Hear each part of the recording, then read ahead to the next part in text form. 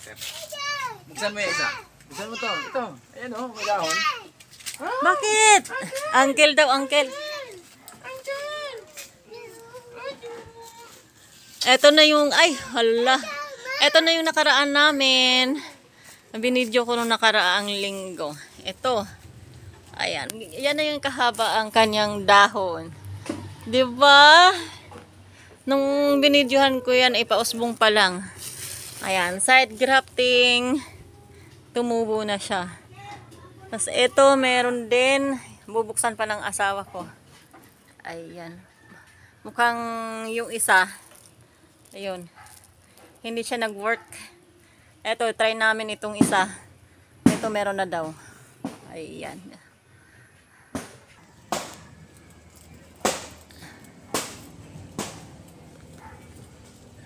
Side grafting din ulit yan.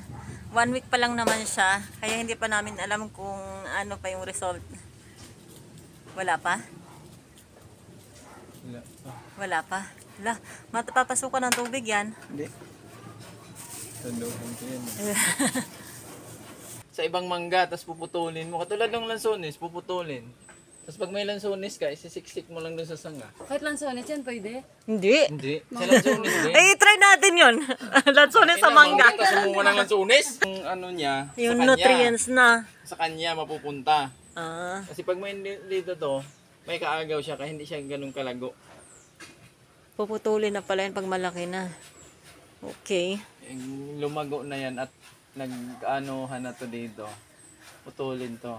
Para sa kanya yung Yung sustansya. sustansya ng sanga. Sa kanya lang mapupunta. Kasi pag nandito to, kaagaw niya to. Ito baka may pag-asa pa siya. Oh, kasi buhay pa yung tangkay niya. Oh. Green pa yung tangkay. Baka hindi lang siya masyadong na ayos. Ayan, kulay green pa naman. Baka makasurvive pa siya.